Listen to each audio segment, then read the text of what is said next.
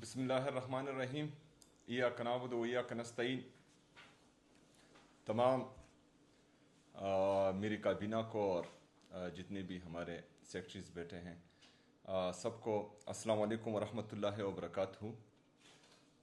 जैसा कि आप सबको मालूम है कि कल एक दफ़ा फिर वफाकी हुकूमत की तरफ से पाकिस्तानी कौम पर पेट्रोल का और डीज़ल का बम गिराया गया है और उधर मीटिंग में भी मैंने ये कहा था कि मतलब जो टारगेटेड ऑडियंस को हम सब्सिडी देने जा रहे हैं तो पाकिस्तान की तकरीबन 45% पॉपुलेशन जो है वो अभी पॉवर्टी लाइन से गुर्बत की लकीर से नीचे आ चुकी है और ये तकरीबन 10 करोड़ लोग बनते हैं पाकिस्तान की टोटल आबादी का। तो ये जो इम्पैक्ट है महंगाई का, ये हमारी इन गरीब आवाम पर जो तकरीबन अभी 45% तक पहुंच चुकी है, इसके बाद मिडल क्लास और मैं बहसीयत वज़ीर आला ये जो महंगाई आ रही है इसका बोझ बर्दाश्त नहीं कर पा रहा। तो आम आवाम जो है, जो हमारी लोअर मिडल क्लास, हालांकि अपर मिडल क्लास भी जो अभी इसके बाद महंगाई आने वाली है वो बर्दाश्त नहीं कर पाएगी। तो अगर फ़र्ज़ करें हम फायर फाइटिंग कर रहे हैं, जब भी जो क्राइसिस आती हैं तो उसी वक्त हम कॉस्मेटिक पॉलिसीज़ बनाकर आवाम को रिलीफ देने के लिए धक्के मारते हैं। ये नहीं होना चाहिए। एक कौम तरक्की तब करती है जब उसकी लीडरशिप एक ऐसी पॉलिसी बनाए जो मुस्तकिल हो, जिससे फ़ायदा हो। जिस तरह हमारे लीडर, हमारे कायद जनाब इमरान खान साहब ने अपने दौरे हुकूमत में किया था। हालांकि वो जिस टाइम प्राइम मिनिस्टर थे तो दुनिया पर एक वबा आई थी कोरोना की, उसमें पूरी दुनिया जो है अफेक्ट हुई थी, पूरी दुनिया में महंगाई आई थी। लेकिन उसके बावजूद भी पाकिस्तान इमरान खान साहब के दौर में 6.1% से ग्रोथ कर रहा था। हमारा पेट्रोल जो है वो बाहर दुनिया में 117 से $120 फी बैरल था, लेकिन उन्होंने अपनी कामयाब पॉलिसी के तहत पाकिस्तानी कौम के लिए उस पेट्रोल की कीमत 150 रुपये मुख्तस की थी।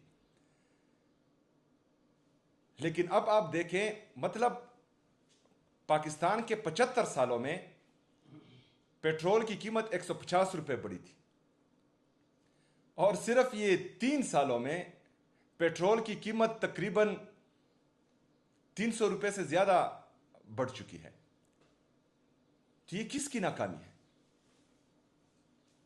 ये उनकी नाकामी है जो इस मुल्क पर मुसल्लत कर दिए गए हैं, क्योंकि उनके पास कोई पॉलिसी नहीं है, उनके जहन में कोई रिफॉर्म्स ही नहीं है, वो पाकिस्तान का सोचते ही नहीं, पाकिस्तानी अवाम का सोचते ही नहीं। लेकिन हमारी जिम्मेदारी है, क्योंकि हम अवाम के वोट से आए हैं और हमारी ताकत ही अवाम है, हम जमहूरी लोग हैं। चोर दरवाजे से ना हम पहले आए थे ना इसके बाद आएंगे। जब हमने अवाम के पास जाना है और अवाम के वोट से ही इक़्तिदार में आना है तो हमने अपने अवाम का सोचना है। तो इसके लिए हम ऑलरेडी जो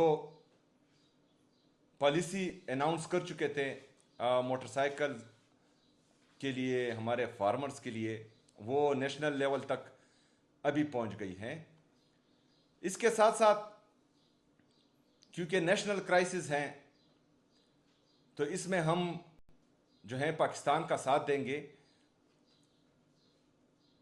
हमारे कुछ सूबाई जो रकूम थे फेडरल गवर्नमेंट के साथ, उसमें कुछ कटौती हो रही थी। इसी वजह से हमने जो मीटिंग्स की, बहरहाल हमने अपनी सूबे का मुकदमा लड़ा, क्योंकि यहाँ पर फ्लैश फ्लड्स और क्लाउड बस्ट की वजह से हमारा जो नुकसान हुआ था उसमें हमने पैसे दिए। हमारा NFC का शेयर वफाक हमें नहीं दे रहा। हमारे कबायली अजला जो एडमिनिस्ट्रेटिवली इंतज़ामी तौर पर खैबर पख्तूनख्वा में मर्ज हुए हैं, लेकिन अभी तक वफाक ने फाइनेंशियली मर्ज नहीं किया। तो जो हमारे कबायली अजला का हक है NFC में, वो बाकी सूबे का रहे हैं और हमें नहीं दिया जा रहा। وہ بھی ہم نے بتایا. اس کے ساتھ ساتھ جو نیشنل پالیسی کے تحت ہمارے عوام کو زبردستی اپنے گھروں سے نکالا گیا ہے تو ان کو بھی ہم ریلیف دے رہے ہیں. وہ پیسے بھی جو ہیں صوبائی حکومت اپنی جیب سے دے رہی ہے. اس کے ساتھ ساتھ نیشنل پالیسی کے تحت دوبارہ دہشت گردی نے سر اٹھا لیا ہے تو اس کو بھی جو ہے ہم کاؤنٹر کرنے کی کوشش کر رہے ہیں اور اس پر بھی ہمارا کافی سارا پیسہ لگ رہا ہے. تو یہ ساری باتیں جو ہیں ہم نے ان کے سامنے رکھی اور جو ان کا ارادہ تھا ہم پر کٹ لگانے کا تو وہ ہم نے انتہائی درجے مینیمائز کر دیا. مزمل اسلم صاحب بھی وہاں پر موجود تھے, انہوں نے بھی بہترین مقدمہ لڑا, میں ان کو بھی خراج تحسین پیش کرتا ہوں. تو ہم نے یہاں پر خیبر پختونخوا کی حکومت ہمارے ساتھ ہے, ہم نے خیبر پختونخوا کی عوام کے لیے ہم سے جو ہو سکے وہ بہترین ریلیف دینا ہے. اور اس کے ساتھ ساتھ خیبر پختونخوا کی عوام کے ساتھ ہم نے پاکستان کا مقدمہ بھی لڑنا ہے, کیونکہ ہم سمجھتے ہیں کہ جو عوامی مینڈیٹ کے ساتھ آتے ہیں وہ پاکستان کا ہی سوچتے ہیں, لیکن جو چور دروازوں سے آتے ہیں ان کو صرف جو ہے اپنے لیے جہاز خریدنے کے لیے کا موقع ہی ہوتا ہے, باقی جو ہیں وہ عوام کا نہیں سوچتے.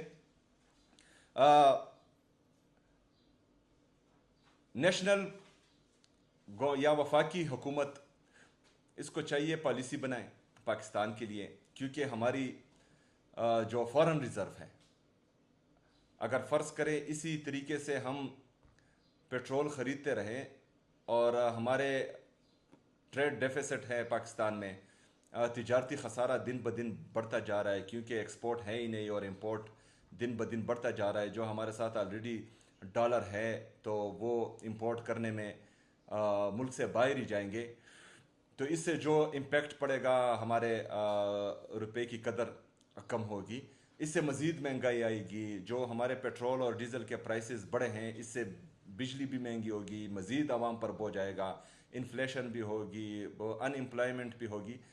تو یہ تمام چیزوں کے لیے جو ہیں میرے خیال میں ایک جو ہے فیوچر کی پالیسیز بنانی چاہیے وفاقی حکومت کو. کوئی پلان سامنے لانا چاہیے, فائر فائٹنگ نہیں ہونی چاہیے. جس طرح عمران خان صاحب نے پاکستان کا جی ڈی پی گروتھ 6.1% پر لے کر گئے تھے, ہمارا انڈسٹریل گروتھ ہو رہا تھا, ہمارا ایگریکلچر گروتھ ہو رہا تھا, ہماری ریمیٹنسز پاکستان کی تاریخ میں پہلی دفعہ تقریباً $33 بلین تک پہنچ چکے تھے, ہمارا ٹریڈ سرپلس تھا کیونکہ ایکسپورٹ زیادہ ہو رہی تھی, امپورٹ کم ہو رہی تھی اور پاکستان ترقی کر رہا تھا. لیکن بدقسمتی سے وہ حکومت گرائی گئی بیرونی سازش کے ذریعے اور کچھ لوگوں کو مسلط کیا گیا اور کہا گیا کہ پاکستان ترقی کرے گا. تو اس نہج پر ہم پہنچ چکے ہیں کہ آج جو ہے ہمارے غریب عوام تو چھوڑے, مڈل کلاس تو چھوڑے, اپر مڈل کلاس والے لوگ بھی رو رہے ہیں.